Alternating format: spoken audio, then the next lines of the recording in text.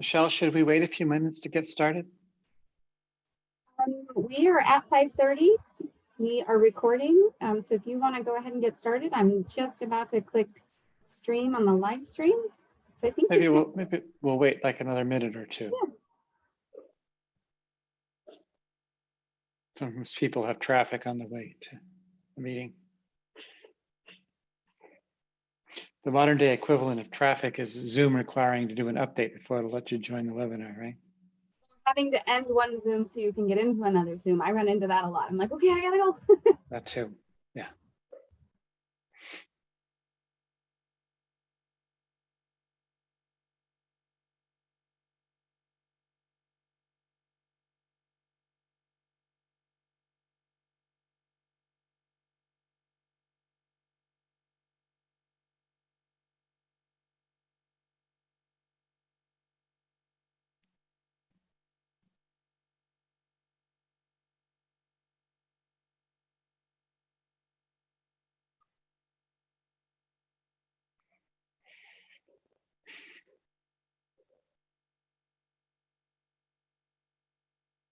All right, why don't we go ahead and get started?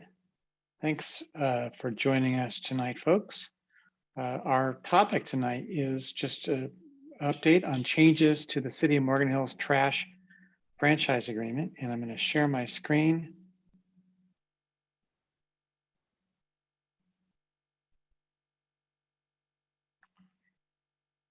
And I believe that you should be able to see it now.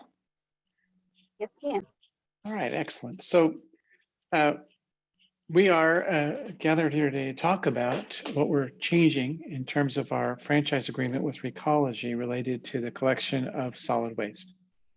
So the major updates that we're looking at this time are most of them really driven in two areas.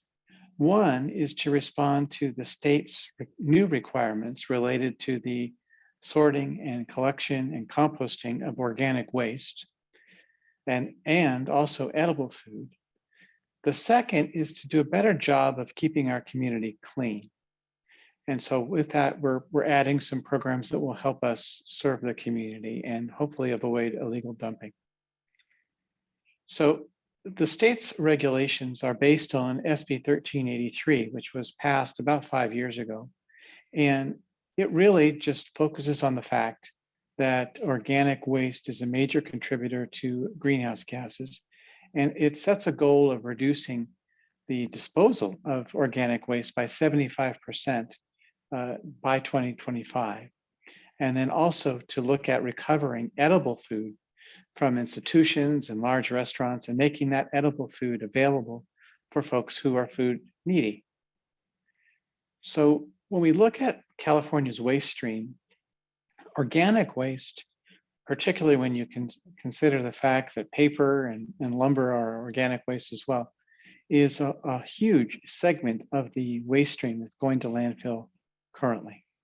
And then on top of that, we have the problem of food insecurity for folks. Even though we are a wealthy state and certainly a wealthy region, we still have far too many people who are food insecure. And that means that they're not sure exactly where tomorrow's food is going to come from. When organic wastes are put in a landfill, they turn into methane.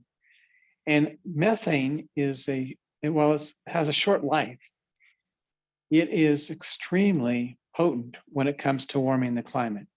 So it's considered a super pollutant, way more powerful than carbon dioxide. And as you know, climate change, the impacts are felt today and seem to get worse each and every year. So under the 1383 regulations, the city is responsible for providing organics collection services to all residents and businesses, establishing an edible food recovery program, working with the community on using these programs by providing education and outreach. We need to procure products made from the recovered organic products. We need to have a system for making the edible food, ensuring that there's capacity to handle all the edible food that is recovered. And there's a whole bunch of monitoring compliance and conducting enforcement. So the jurisdictions, like the city, are required to adopt an ordinance. We're required to do that by January. We've done that. Now, for the next 2 years, we are required to do compliance reviews and route reviews and inspections and educate folks that are not complying with the ordinance. And when I say folks, I mean both residents and businesses. And then starting in 2024, we are actually required to start fining people and engaging in enforcement activities for folks that are not complying with our local ordinance. And so really, we're switching to a mode of it's not just nice to compost anymore, it's you have to compost now, and you have to participate in the compost collection program. When it comes to edible food, certain large, as I said, institutions and large restaurants need to start participating in an edible food recovery program. This is not related to residents, but certain businesses that maybe at the end of the shift have food that they were ready to serve to their customers, but it didn't all get used.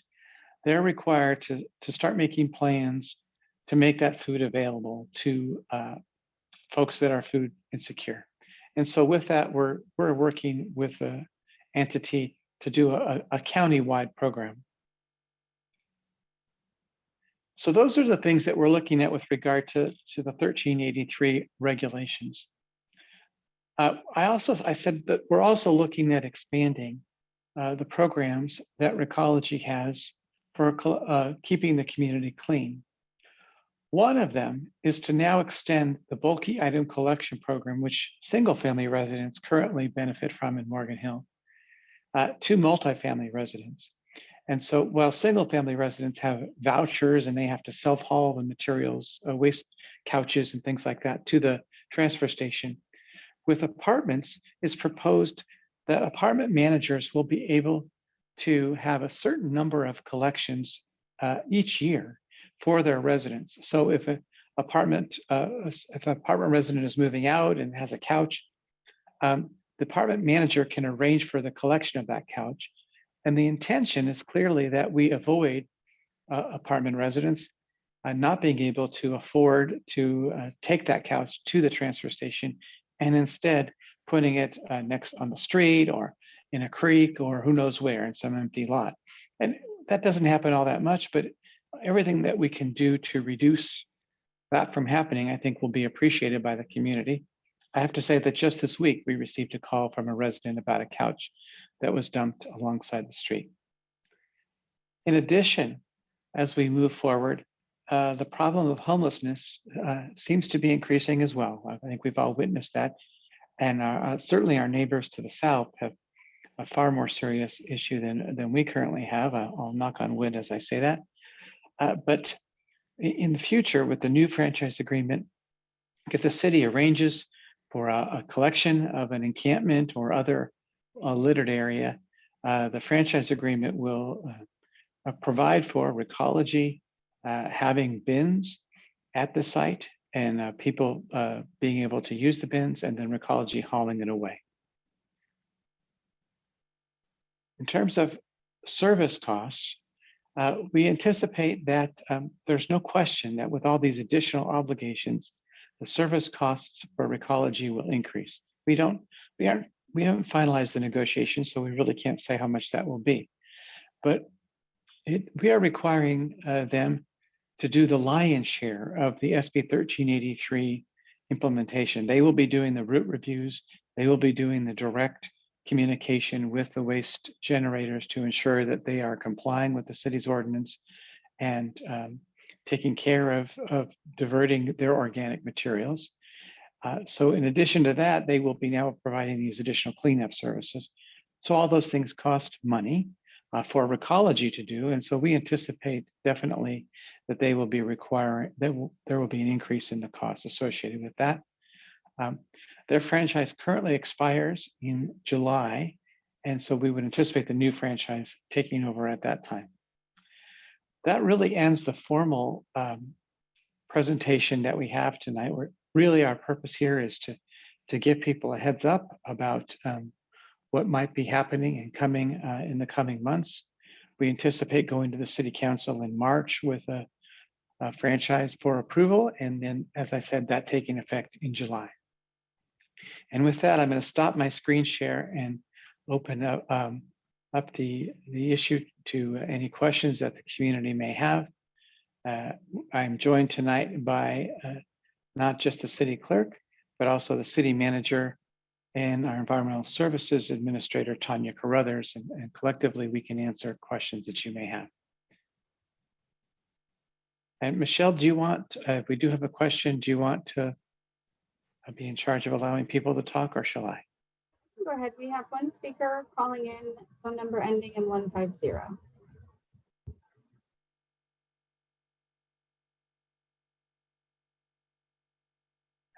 I see you've unmuted. You're free to speak. Excellent. Good evening. This is Doug Muirhead, Morgan Hill resident. Good evening, Doug.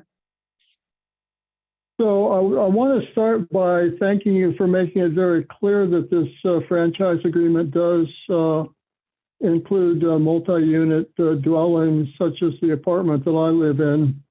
For various reasons, the differences that the way you treated single-family homes and apartments in the past made me think that maybe we were outside of your administrative interest. So that, I mean, that's good to know. And I'm extremely pleased to hear that you are going to start providing or are proposing that you will provide some sort of large item disposal help for people who live in our apartments. We constantly, every month, finds that someone has left couches and big chairs and things next to the trash enclosures, and I've been wading through our trash, pulling out HHW items and taking them down to San Martin every month or two. So we've got some issues, and getting some support from the city would help. The one thing that I would like to just have you consider, it's probably not directly tied to the franchise agreement, but Tony just mentioned that a resident gave them a call to report a couch on the street. My sense is that most people don't know that we can get help from the city for illegal dumping and abandoned shopping carts and things. And I just pulled up the How Do I on the website and undertake action and report. There's nothing about reporting, illegal dumping or abandoned carts or anything like that. So, I would encourage you to think a little bit about some messaging and some education programs. And as far as moving forward with the organic waste, I've already got a terrible challenge with people putting food and used health masks and things in our recycling carts. And I think it's just going to get worse when you start adding this whole new category. We don't have, because we use a landscaping service, we don't have the yard waste carts so that people can, put out composting items. So I suspect that apartments are going to be a challenge. They already are for me. Yep. But I really appreciate you having this meeting and talking about, where you need to begin to go with this, the new requirements from the state and just, environmental consciousness. So thank you. Thanks, Doug. We'll take that request of yours in terms of illegal dumping under advisement. And I should say that apartment managers, by the regulations, are required to conduct an education program on recycling and organic waste management. And that will be the job of Recology to work with the property managers on that issue. Recology will need to add staff for this function. There's a whole bunch of tasks coming their way as a result of this. And so that's one of those things that they should be working with your management on. And I know that you not only work so hard with your own waste, but you work cleaning up the entire community. And I hope that you know that we very much appreciate that, Doug. I do, and I appreciate the support I get from the city on that as well, especially Carrie Russell and her team. Yes, Thanks, Tony. I agree. Sure. Are there any other questions from folks? Be happy to answer any that you have. And if not, we'll go on about our business and let everyone go. Michelle, it looks like that's about it. Sir. Not seeing any other hands go up.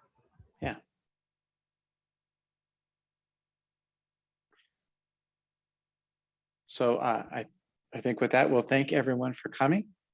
Appreciate you joining us tonight. And Michelle, unless there's something else, we'll say goodnight. Thank you, Tony. Have a good night, everyone. Thank you.